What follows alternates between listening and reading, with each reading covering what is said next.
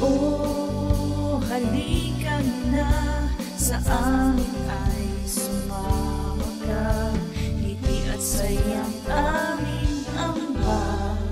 Tara na't manood kay Lisa Vlog.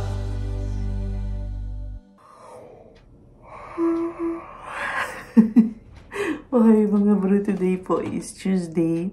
And today yung ating schedule ng pet scan. And kung napapansin po ninyo, nagpagupit na po ako ng buhok. Super short na ng buhok natin para kapag naglaga siya, hindi masyadong sagabal kasi maiksi na siya. But anyways, today nga yung schedule ng pet scan natin. First time kong ma-experience itong pet scan. Yung CT scan kasi, nag-experience ko na yun siya before, pero yung sa ulo. Kasi 5-6 years ago, nahimatay ako sa trabaho. So, na-experience ko yung CT scan. MRI ba yan? Or CT scan MRI? Yung tawag ko, hindi ako sure. Tapos yung last time, yung CT scan naman dito sa middle part ng katawan natin, dito sa may boobies area, para tingnan yung mga bukol-bukol, tsaka kung saan yung mga cancer cells dito sa gitnang part ng katawan. So, ang sabi lang naman, wag akong kakain. Pwede naman akong magtubig-tubig lang. Bawal yung candy, hindi pag-intake ng mga kahit anong matatamis, gum, candy, ganyan. So, mamaya pag uwi ko, dito na ako sa baba. Kasi nga hindi ako pwedeng lumapit kay Jack. Pati siguro kay Jackie. Hindi ko lang tanong kung pwede ba lumapit kay Jackie. So, para sure, hindi na lang ako lalapit kay Jackie, tsaka kay Jack. Kaya dyan ako sa baba. Kasi hindi daw maganda yung effect ng radiation sa bata at tsaka sa buntis. Hindi ko alam kay Ate Jackie kung sa pet, hindi rin ba maganda yung effect. Nandito ako sa baba, 6:10 AM na po. Aalis kami ni Papa mga 7:30 kasi yung schedule doon 9 AM pero kailangan 30 minutes before nandoon na daw kami, so dapat 8:30 nandoon na kami sa hospital. Medyo natatakot na talaga ako sa pet scan pero kailangan kong masanay kasi nahirapan talaga akong huminga. Hindi ko alam kung claustrophobic ba yung tawag niyan. Pero pag lumalapit na dito sa may mukha ko yung machine, kasi medyo close siya ganyan, puting ganyan kasi, nahirapan ako huminga. Pero kailangan kong magambaro kasi yung PET scan, hindi lang yan yung gagawin. Gagawin pa yan in the future. After ko mag-chemotherapy, gagawin yan para makita kung yung ibang cancer cells ba sa katawan ko is nag-clear ba. But anyways, maggalaw-galaw muna ako, tapos magbibihis na ako. Kasi si Papang pauwi na rin siya. So rest day siya today, nagpaalam siya. Tapos tomorrow, rest day talaga siya. Pero the next day, 21, start na ng ating battle. Start na nating bugbugin yung cancer cells. The next day, March 21. Tulog na tulog pa tong mga to. Bukas na kami magkikita nito after ko sa hospital. Nakapagbihis na ako and ito na pala yung magiging tulugan ko mamayang gabi. Ayan, so dito lang ako kasi isolate niya ako for 24 hours. Hindi ako lalapit kay Jack, tsaka kay Kuya Jay. And mas ginusto ko dito, dun sana ang plano sa kwarto ni Kuya Jerome. Pero nasa isip ko, kailangan ko pang bumaba para kumain. So sabi ko, kay Papang, dito na lang ako sa baba kasi naano na yung access na ako, easy access na ako sa kusina. So sila na lang talaga yung hindi pwede magpasok-pasok dito sa sala. Yun. So mamimiss ko sila ng one day. Kasi bawal ako lumapit sa kanila. And ito na siguro yung magiging setup sa mga future na pet scan kasi hindi lang naman tayo ngayon magkakaroon ng pet scan. But anyways, binabasa ko na ulit yung parang manual. Ilalagay ko na lang din po siya sa screen para mapakita sa inyo. Andito yung mga kailangan gawin, yung mga gagawin sa akin mamaya, and yung mga kailangan gawin bago gawin ang pet scan. Pakita ko na lang po sa screen para yung mga hindi pa din nakaka-experience ng pet scan, katulad ko, first time ko lang din today may experience yung pet scan. Tapos nandito sa Japan, kahit papaano may maibigay akong information about sa pagpapa-pet scan po dito sa Japan. Alis na kami. Tapon lang ng basura si Papang kasi Tuesday today. Araw ng tapon ng basura. Ayan po yung hospital ko. Nasa likod lang po siya ng bagong tayong malaking Aeon Mall dito sa Toyokawa. And medyo natatraffic po kami ngayon kasi mayroong emergency.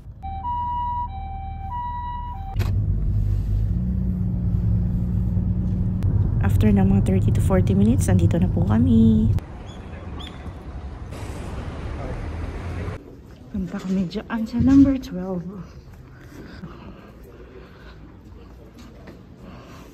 Asya. Close pa. Napaaga kami ni Papa. Tingin dito pa. Kinakabahan na naman ako. Natatai tuloy ako pa. Kailangan natin magbihis daw ng damit.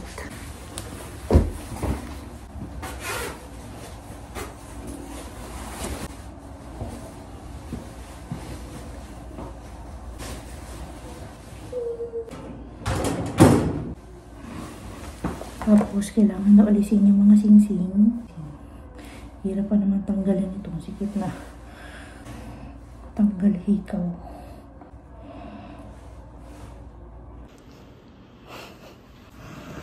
Bawal daw to pa. Isa TikTok pa. Din din din din din din. 検査していきますね。見てもらって。はい。検査大体2時間15分ぐらい、ちょっと長い検査になりますね。2時間15分。じゃあ、俺11時かな。OK。OK。Magbabayad na po kami, tapos na yung ating pet scan today. Medyo nang hina po ko, tsaka naubusan ng lakas. Kwento ko na lang po sa inyo kung bakit mamaya sa bahay. Tinanong ko yung Shindansho kung lumabas na ba. Kasi pwede namang itanong baka napirmahan na ni Sensei. Pinakakunin ko. Kasi kung napirmahan niya na, pwede nang ipasa today yun. Para hindi na mag-antay hanggang April 4.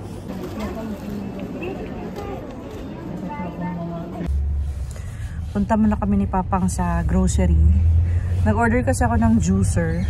Pero hindi siya yung latest type ng juicer. Yung mga around 6,000, 7,000 yen from Panasonic. Lagay ko sa screen. Ayan, yan yung binili ko sa Amazon. Bukas yung darating.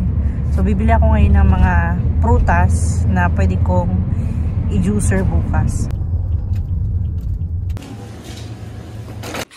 Bahay na tayo mga bro. Tapos lang kumain. Kumakain pa ako ngayon ng apple.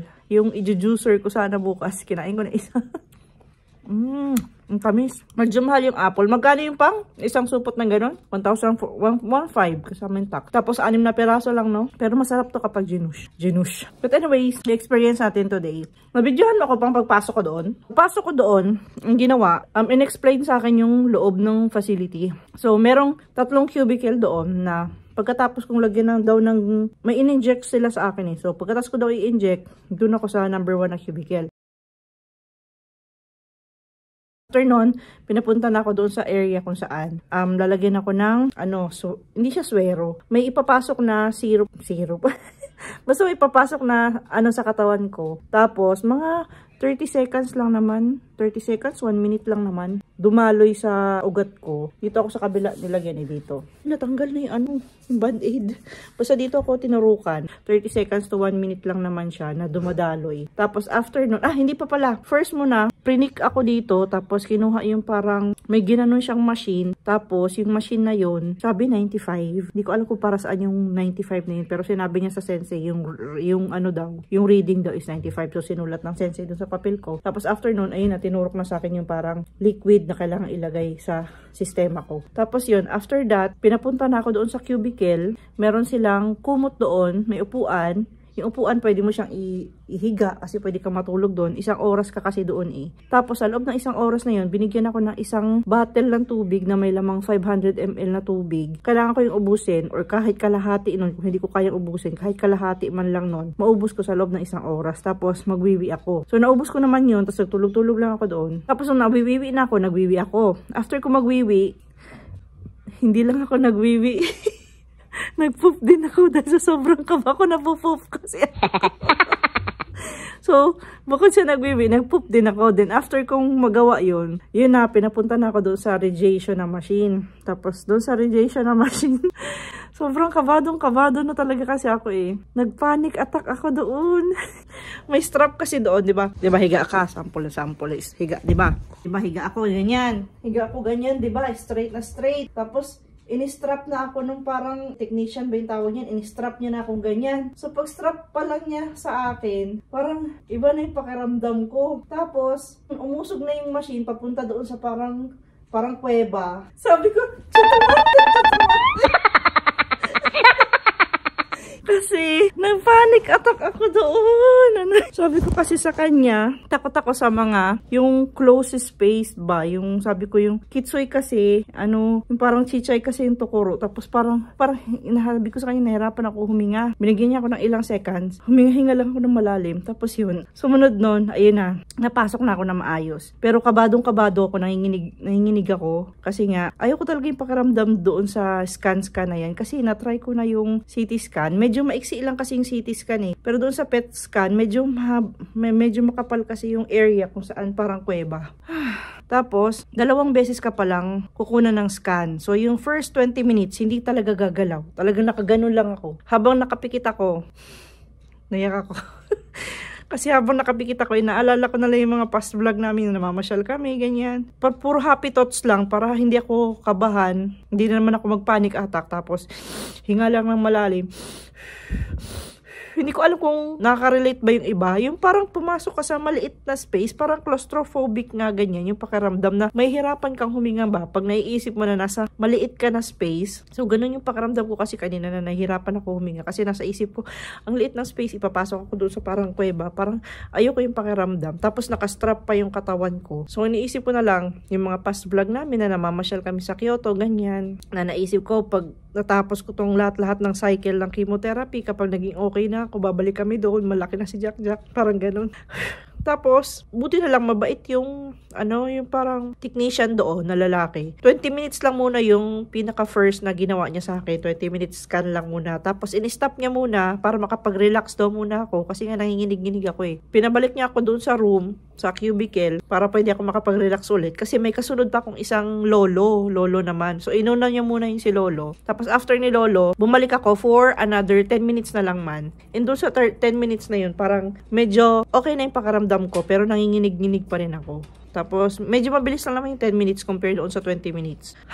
So, ayun. And kailangan kong i-ready talaga yung sarili ko kasi hindi lang yun ang magiging first time ko magkaroon ng PET scan. Sa mga susunod na buwan, magkaka-PET scan pa rin ulit ako pagkatapos ng mga gagawing chemotherapy sa akin, mga cycles ng chemotherapy. Gagawin kasi ulit ako ng PET scan para makita yung sa loob ng katawan kung yung mga gamot na nilagay nila sa katawan ko, mga tinurok nila sa katawan ko is lumaban doon sa mga cancer cells na kumalat sa katawan ko. So, yun lang yung experience ko today. Nakayanan ko. First, tawa-tawa pa ako kasi itsura ko eh. Alam mo yung itsura ko sa hospital gown. And okay din yung hospital gown nila kasi hindi ako nangati. But anyways, yun yung ating experience today. Tapos kanina, pag uwi namin ni Papang, nung nagbabayad na kami, dinaanan ko yung parang Shindansho kasi 14 yung pinasa. So, nasa isip ko, baka nandiyan na today kasi 19 na today, pero wala pa rin daw. So, expect ko na lang siguro na April 4 pa talaga bibigay yung Shindansho. So, yun yung aking first experience ng PET scan dito sa Japan. And buti na lang din, mabait yung aking technician kanina. Kasi sabi ko nga, nahirapan ako huminga, diba? Siya mismo yung nag-suggest na tanggalin ko na lang yung mask ko. Pero nakaka-proud din kasi nalampasan ko yung ganong pakiramdam. E natapos na yung PET scan. Di talaga ako gumalaw. Doon sa first 20 minutes, hindi talaga ako gumalaw. Mihinga lang talaga ako ng... Tapos nakapikit lang talaga yung mata ko. Kasi once na dinilat ko na naman yung mata ko, baka naisip ko yung sarili ko kanina. Ano kaya itsura ko doon? Kung ganun-ganun yung... Chatomate! And tapos na tayo sa PET scan. So, move forward na tayo. Ngayon namang March 21, ready ko naman yung sarili ko. Tomorrow dapat mag-relax ako. Pero mag-vlog pa rin ako tomorrow kasi i-unboxing natin yung juicer na binili ko sa Amazon. And sa March 21, yung another vlog for the first experience natin ng chemotherapy. And again, tadaan! Maiksi na pa yung buhok ko. Parang sabi ni Kuya Jero, para daw akong Korean ajuma. Yung ajuma sa mga palabas-palabas, yung mga nanay-nanay sa palabas ng Korean. Parang ganun daw ako. Sabi ko, oh, ikaw naman si Gunggong Cook. But anyways, mga bro, yun lang po for today. Maraming salamat po sa panonood. Sa pagtambay today sa channel namin, please like, comment, and subscribe. And always remember, whatever you are, be a good one. Bye-bye for now and see you again on our next one. Bye! Sa next vlog po ulit. Mag-juicer unboxing tayo sa next vlog. Okay? Bye!